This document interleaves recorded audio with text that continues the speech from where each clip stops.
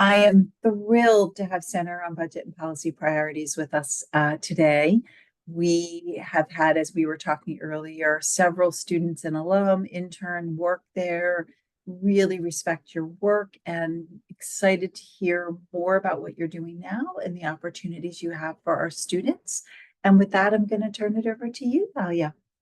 Thanks so much, Denise. Hi, everyone. I'm Talia. I am the recruitment manager here at the Center on Budget and Policy Priorities. In a moment, I'll sort of start off a quick deck that we'll walk through. But basically, what I'm going to spend some time doing today is talking to all of you just about the center, some of the programs that we have, some upcoming job opportunities. But really, what I'd love to do is spend most of our time today in the kind of like Q&A and just open up the floor to whatever questions are sort of coming up for all of you. So as I'm presenting, if you want to drop those questions into the chat or write them down for yourself, we'll have a moment like near to the end of the session once I get through some of the sort of like pre-planned pages of this deck to really talk about those questions. But let me go ahead and share my screen and go ahead and start the presentation. Show. All right. Great. So as I mentioned, we're going to start with, I'll just do some brief introductions of myself, and then we'll talk about the center and our internship program specifically. I might share a little bit about some other opportunities as well, and then we'll spend most of our time hopefully in that Q&A. So I always think it's helpful to just share a little bit of insight into the team. I am the only one here right now, but this is also Woon, our Deputy Director of Recruitment and Talent Management, my supervisor. She and I work really closely. Woon particularly focuses on sort of the development aspect of the work here at the center, while I do a lot of the recruitment and selection work for our organization. But we collaborate on some of those searches as well. And so I just thought it'd be helpful for you to see both of our faces. In terms of myself, I wanted to share just a little bit about my trajectory to the center, because I think it's helpful to know, what drew me here. I've been at the center now for a little bit over 2 years. I came with over 10 years of experience in sort of the life cycle talent acquisition space. I started actually recruiting teachers and school leaders for DCPS, DC Public Schools here in the district. And I did that for a number of years before shifting over to a nonprofit in the DC space, Education Pioneers. I was recruiting for the organization itself and then revamping some of their fellowship programs when it came to recruitment and selection before sort of working on more programmatic aspects of their work, specifically with their alumni, and then ended up landing here at the center a few years ago. I think what really drew me to the center, and we'll talk a little bit more deeply about this when I share more about the mission, is really the work that the organization does. For a long time, my work had been in the education space, recruiting, folks in schools, recruiting folks who are working outside schools, who are supporting schools. I really felt that a lot of the inequity that folks face here in the US could be solved, alleviated through work in the education, like public systems. And I still believe that is a component of the work. But I think what I have learned more and more over time, especially through my own lived experience to many sort of like quote unquote like welfare programs, is that it needs to be a lot broader. Policy work needs to be much more intersectional, connecting multiple systems, because multiple systems were created to allow inequity to persist here in the US. And so I ended up landing here at the center. We'll talk more deeply about that mission and the work that we do. But I was really excited to kind of join an organization whose mission felt really aligned with my own values, and be able to like leverage my expertise in this space. So that's a little bit about me at a high level, but let's talk about the center's mission. I always share with folks that I think at a really, really high level, because this is sort of what's on our website. I think it can be a little jargony sometimes. And what I always share with folks is like, I think at a high level, the mission of the work that the center does is anti-poverty work. It's sort of this larger umbrella. We hit at that at recognizing that poverty exists in this country as a result of policy outcomes and decisions, and the way policy is both created at times and executed. And so here at the center, we get at that at a variety of different issue areas that we see as connected.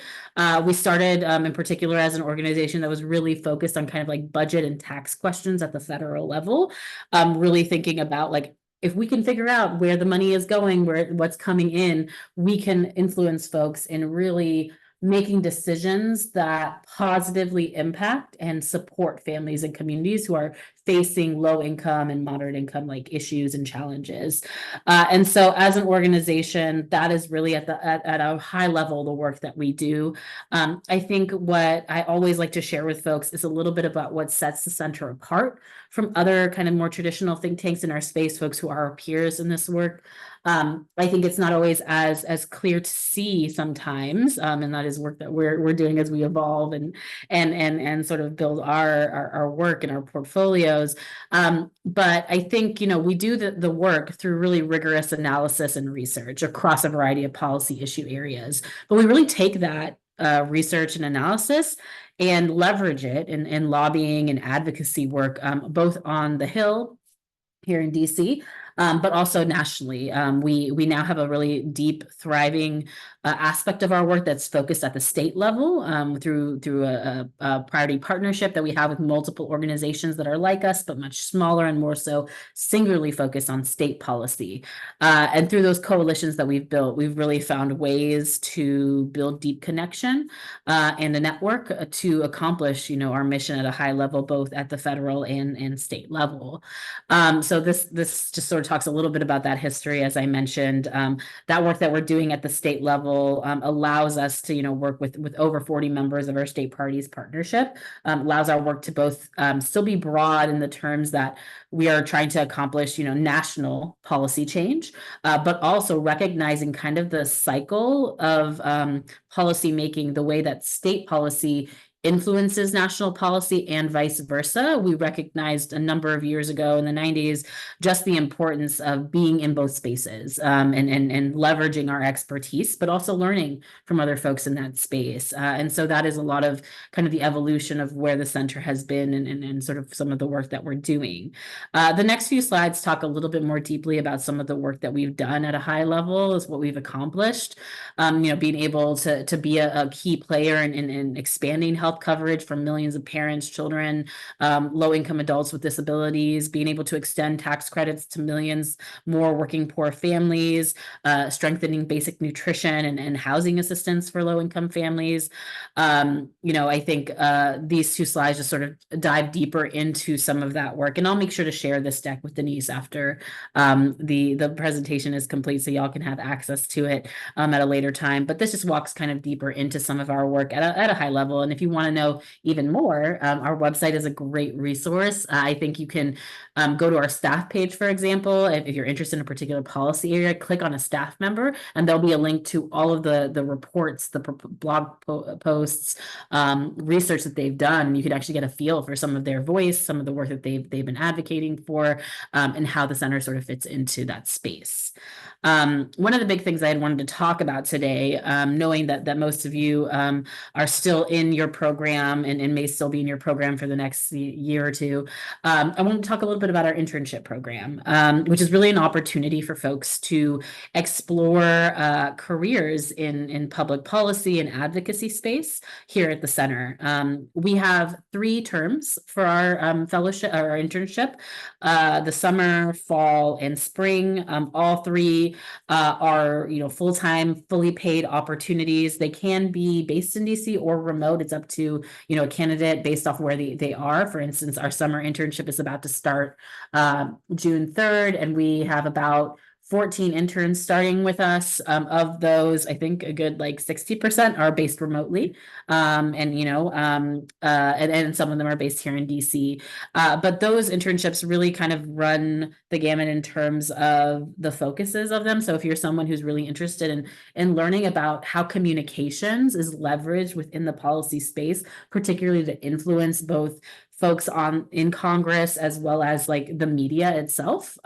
We have internships on our communications team here at the center. We have an internship on our state fiscal policy communications sub-team, which partners with our campaign sub-team to really talk about communications in the campaign space, particularly around issue-based advocacy. So if that's something that you're interested in, we have an internship for that. And so if just about every kind of policy area area team has an internship opportunity each term.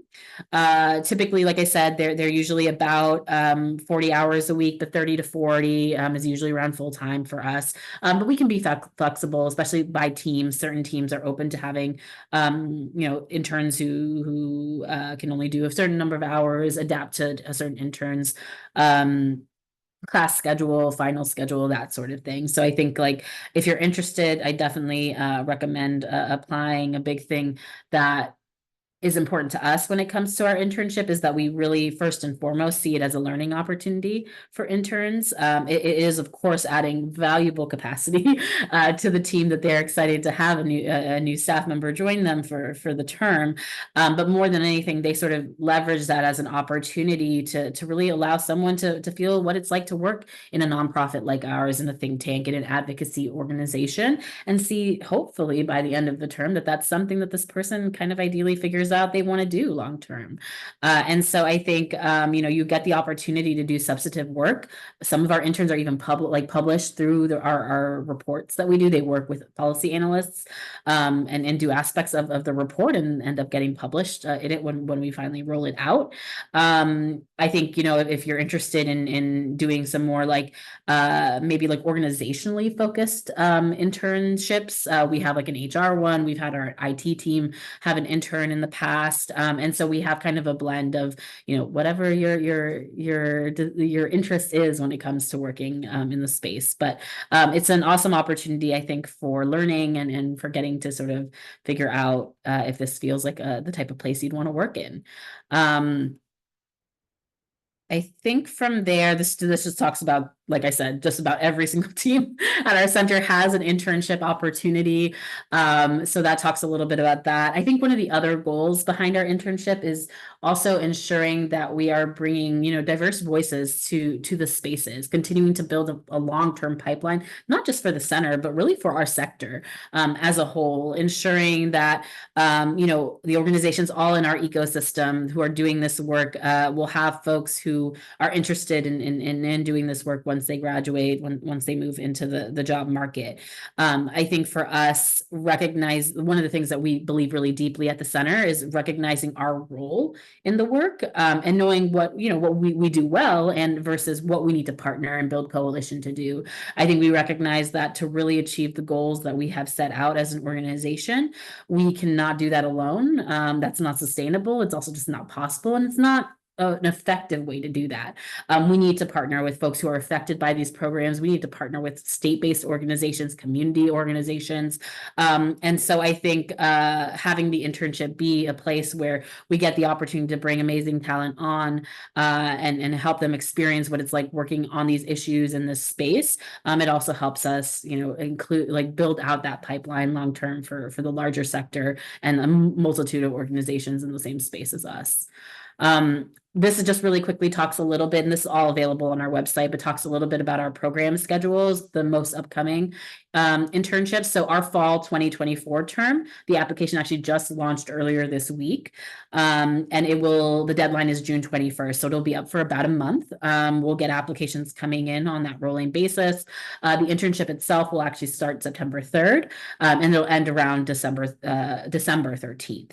And so that is kind of the bucket of time for the fall internship. I also added at a high level the spring internship. We'll probably launch that sometime in October. The spring start date will be sometime in early January 6th, I believe, and then it'll end sometime in the middle of May. And so these are the upcoming 2 terms that we have. All of our interns, as I mentioned, they apply for 1 term, but should you be interested in staying on for an additional term, and you've done a really great job, that is the conversation you can have with your intern mentor, who's kind of like one of the folks who support you during your internship on your team. And there's a possibility for all of our interns to be extended at least 1 term to sort of experience a little. So if you need an internship both for the fall and the spring, definitely would recommend applying in the fall, and that's always a possibility. This other side of the deck shares a little bit just about compensation, so that we always want to be really transparent about how we do that. So folks with undergraduate who are in their undergraduate programs, $17 per hour. folks with a bachelor's, 18, graduate, 19, or graduate students with the $19 per hour, those with their master's or law degree, 20, and then doctoral students sort of fall in a range depending on kind of their experience there. And so that's just a little bit of insight into that. Like I said, that's also on our website. The other program I wanted to talk a little bit about is our state policy fellowship program. So if there is interest in this group of working at the state level specifically, every year our state fiscal policy team puts together a process, launches a process to identify a pool of potential state policy fellows. They spend about 2 years in one of our state priorities partnership networks. So those organizations I mentioned that are at the state level, that are think tanks many times and advocacy organizations at the state level. We support them in identifying talent. So we basically launch an application each year, usually around December, and it goes until around February, if I'm not mistaken. So this year we'll be launching, later on in probably early December, and it'll close sometime in February. And then the program itself lasts about 2 years. The organizations change each year. I believe the last year, the 5 were Virginia, Texas, possibly West Virginia, I think maybe Kentucky, and maybe Oklahoma. But each year it's a different group of states that get the opportunity to bring on a fellow. And so we'll have that information available in the coming months. But it's a great opportunity for learning, a great opportunity for impact too, because you're sort of hitting the ground running and starting off in a policy role to do and get an opportunity to be proximate to a lot of what makes policy work and what it takes to advocate for policy at the state level. This talks just a little bit more deeply about some of the responsibilities. You're going to be tracking and analyzing legislative proposals, advancing effective policy recommendations, working with the media and policymakers and staff to sort of influence and advocate for that policy that you're working on. And I think each organization has sort of a slightly different set of priorities, but they tend to fall under a similar kind of bucket to us. It's all anti-poverty work connected to like taxes, healthcare, education, criminal justice. And so you get that opportunity to really analyze the impact of state budget and tax policy choices on folks across the country. For a class of 2025, which is the next group that'll launch sometime in December, eligible candidates have to have a bachelor's degree and 2 years of relevant experience or a graduate's degree in a related field. So like a public policy graduate degree or something of that nature. You apply and then sort of get to go through a process where you get to know the teams and see which one might be a good fit for you. So that I'm going to go ahead and stop sharing because this last slide is just the Q&A. I definitely wanted to throw it over to folks and see what questions are popping up for you all about the center, the internship program, the state policy fellow program, our open opportunities, anything like that. Happy to talk with folks about whatever questions are popping up for you. So much. Always great to hear more about your organization. I want to open it up to all of you. We could sit here and have a conversation, but this is your chance to ask someone in HR or anything and anything as you're considering opportunities here. Pause. While I'm waiting to see a hand, let me ask you a question that we often get. And this is helpful from a career standpoint. DC is full of people doing the work that you are looking. What makes a candidate really stand out? When you see somebody's resume, how seriously do you take the cover letter? What makes somebody rise into either into the yes pile and then rise to the top of the yes? Yeah. I mean, I think every organization is slightly different on how they weigh things and what they're looking for. I think here at the center, I do want to say the cover letter is fairly important for us. I think it allows us, whether it's a full-time position or an internship position or the state policy fellowship program. First, it allows us to kind of see a little bit of insight into your writing capabilities. Just at a high level, writing is a component of many of our positions across the organization. And so that's a little window into that. But I think more importantly, it's also a window into learning more about a candidate's alignment with our mission. I think for us, that is really tantamount. I think we'll find many folks who can do the work itself, but maybe aren't as aligned with our core values and our mission, the work that we do, how we do it. And that is really important to us. I think being able for specifically, I think when it comes to the work that the center is doing, especially as we continue to evolve, we're asking ourselves these questions around, the role that justice plays in our work, what that means for the policy work that we are both advocating for, but also long-term advocating for. So both in the moment, like what is needed right now based off the realities of what folks are being affected by every day, but also the long-term question of like, what does justice look like in the policy space to really allow families and communities to thrive in this country? And so I think as we're asking ourselves those questions and evolving our thinking around our work and our North Star, it also affects like the candidates we want to bring on. We want to bring folks who can have those deep conversations around, how racial equity shows up in this work, what that looks like, the lens you apply to your analysis and your recommendations, recognizing kind of the interconnectedness between race and the systems and the barriers that have been placed through policy here in the U.S. I think that those are things that are really important to us, finding folks who are ready to talk about that, and do work centered on that. I think we look for folks who are collaborative. It really depends a little bit on the role itself, the exact like kind of functional expertise. I think as an organization, we don't require degrees from certain places or certain programs. For us, it's really a combination of like maybe you learned it in your program, maybe you learned it on the job, and that either way is fine with us. I think the lens of experience that folks bring to this work and perspective, for us, it's really important that is diverse, that folks are bringing different experiences to our organization to push us all in our own learning and the work that we're doing. So I think seeing someone be able to share with us via their resume and cover letter how their experiences sort of connect to the mission and the work that we're doing. I think for us, that's sort of the most important part of being able to see that really clearly articulated in a resume and or cover letter is something that helps us see like, really high quality candidate in our eyes.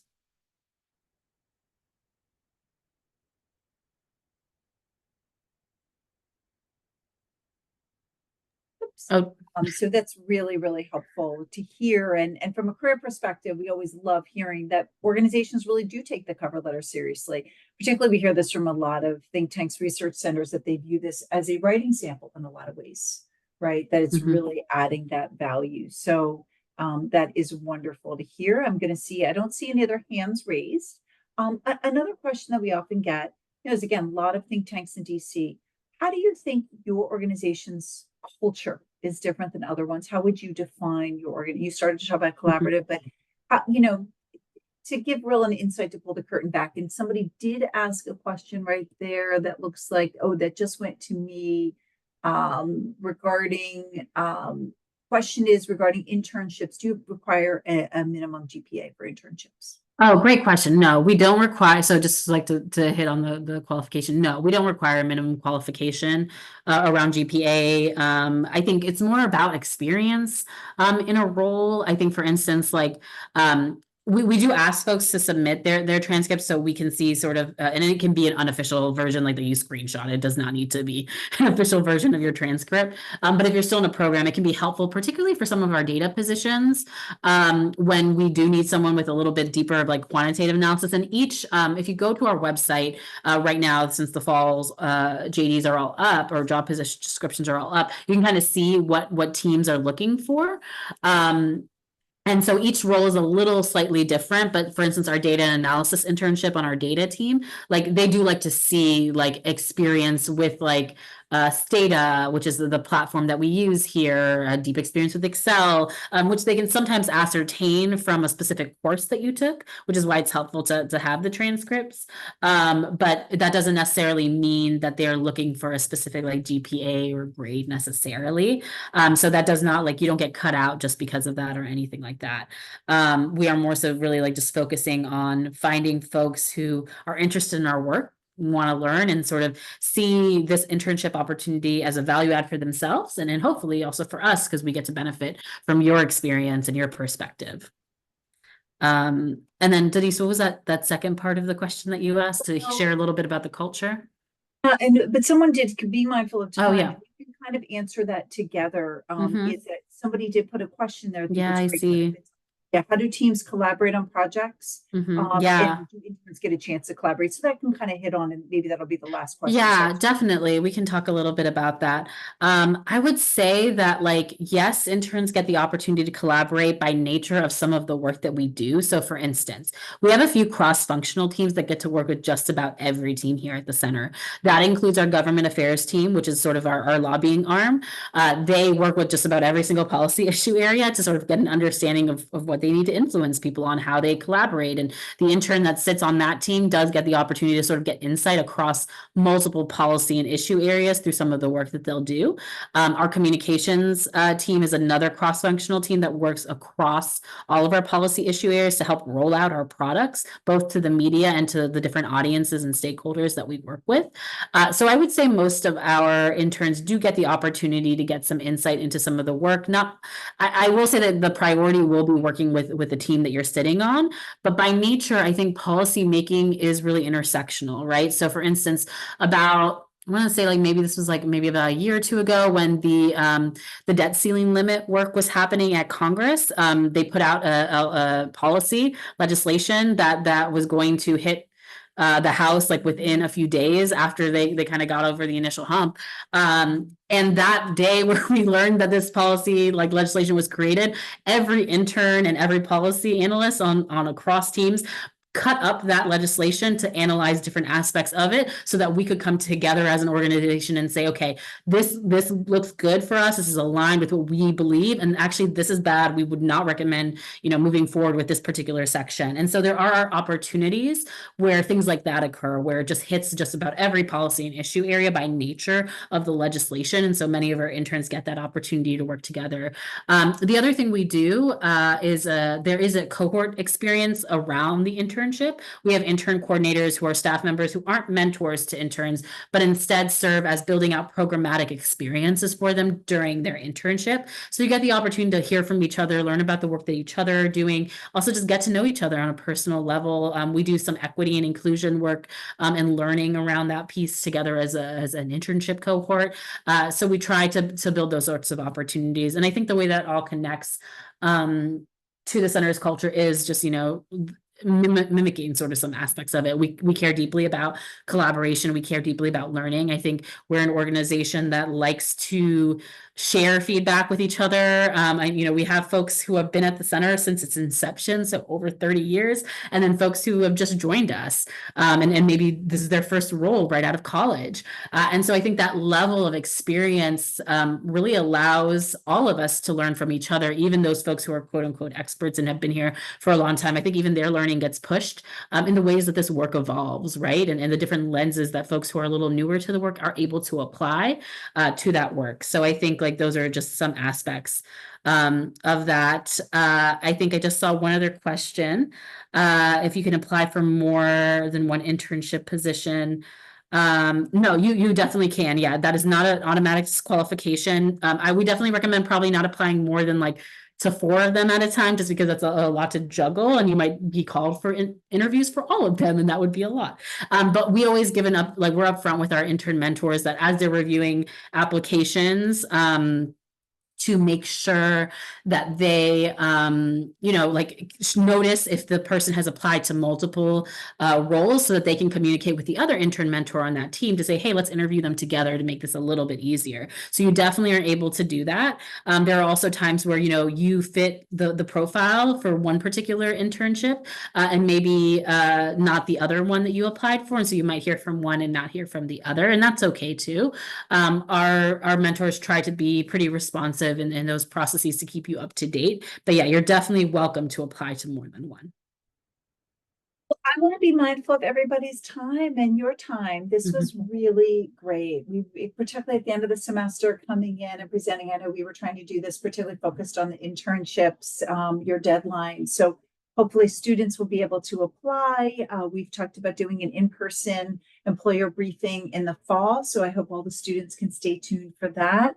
Really appreciate everybody's time today. And we love the work that you all do. And we want to continue to work with with your organization to continue to impact. So thank you. Of course. No, thank you for offering the opportunity. And Denise, when I send over the deck, you're welcome to share my email with the students as well to let them know if any of you have any additional questions you want to email about or chat about, feel free to reach out.